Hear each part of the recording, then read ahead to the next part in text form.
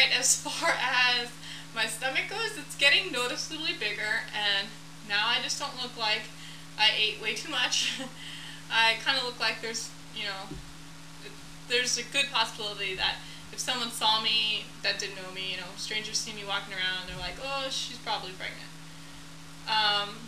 My belly button, I never told you guys this before, but my belly button's like really small and like just like a slit basically, and I could never see the bottom of it, so now it's widening. It's getting bigger, and I'm like, wow, I can actually see the bottom of my belly button, so I don't know, it looks really strange, and I don't know how it's gonna last an entire pregnancy without just like splitting open, but I'm sure. I don't know. We'll see. So I think the last time I talked to you, I said that I had a visit on May 10th, which I did, and I didn't make a video because I'm lazy, and it's hot here, and it's hot in this room right now, so that's why I'm talking fast. David and I are trying to save energy so we don't have the air conditioning down really low, but except when we sleep, so yeah, it's probably like 81 or 82 in our house. I know people might think that's crazy, but we're used to it. So the last visit on May 10th, they really didn't do much of anything. The baby's heart rate was 151 beats per minute, and it's supposed to be between 120 and 160. So it's a little bit on the higher end. Dave and I were joking that the baby inherited his heart, because I have like a non-existent heartbeat, and I have really low blood pressure, and David sometimes has high blood pressure and his heart beats really fast, so we were just saying that the baby got his heart. Let's see. Also at that visit, my biggest question for the doctor was, I don't know, you read these books and they say you can't eat this, you can't eat that, and then you see pregnant women eating that, and you're like, well, and they're like, well, my doctor said it's okay. And so I wondered, so I had to ask, because I've been missing blue cheese like crazy. I mean, it's my favorite dressing, and I hadn't had it since probably like January of this year. So on May 10th, I think it was like Monday, or yeah, I asked her, and she's like, oh yeah, that's fine, as long as the cheese, most of the cheese that you get at the store from restaurants is highly processed, and especially dressings are highly pasteurized. So yeah, she's like, as long as you're not like at a farm, getting the cheese straight from the cow, whatever, you're fine. So that's all she had to say, and like, I didn't hear anything she said after that, because I was just thinking that I wanted to go to Cheesecake Factory and get some blue cheese dressing, because if you like blue cheese dressing, that's a pretty good place to go. The blue cheese, it's a little bit more on the garlicky side of blue cheese dressings, but it's good.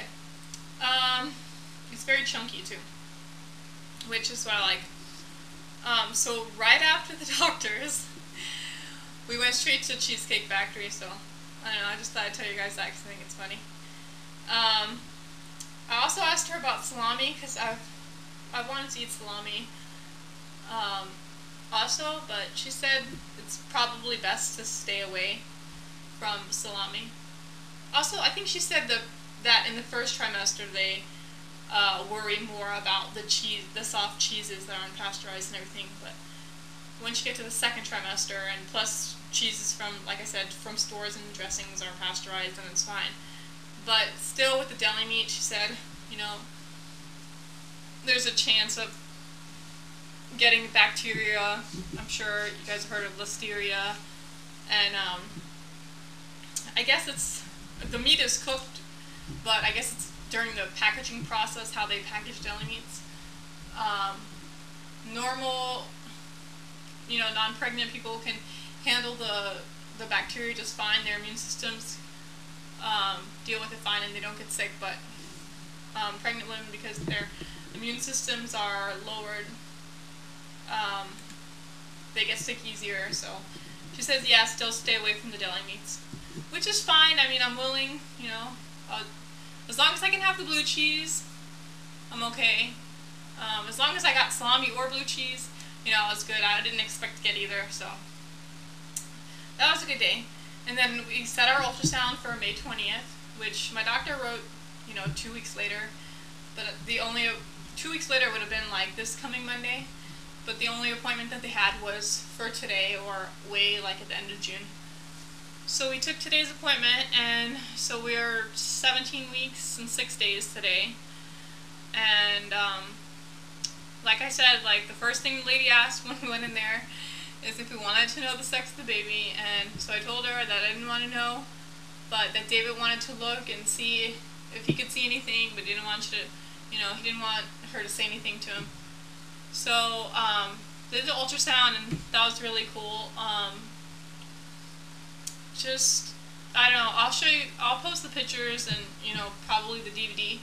On the DVD, the lady didn't, like, she looked at the sex at the end, and she turned the DVD off, and she didn't take any pictures of it, so you guys won't be able to make your own guesses. Sorry. Let's see. Yeah, during the ultrasound, the baby was moving a lot, like crazy. I don't know, it's weird because I wish I could have, like, felt it, but it was, like, tumbling, and it kept his arms crossed, and, like, by his face, and the legs were crossed, and I think I'm saying his, but it's just, I don't know, it's just a habit. But, let's see. Yeah, she was trying to get, you know, they look at all of the arms, the legs, they look at the heart chambers, the brain, make sure everything is developing properly, and, you know, 5 fingers, 5 toes, and everything. So as far as all that goes, they said it looks fine, everything's progressing normally, and she kept trying to get the hands, but it was hard to get the hands. Just kept moving hands, and his or her arms were moving, and the fingers were, you know, kept moving. So she changed it to the other type of ultrasound. Like, she switched the machine over to do the 3D ultrasound, and I wish she would have done a little bit longer, but she didn't.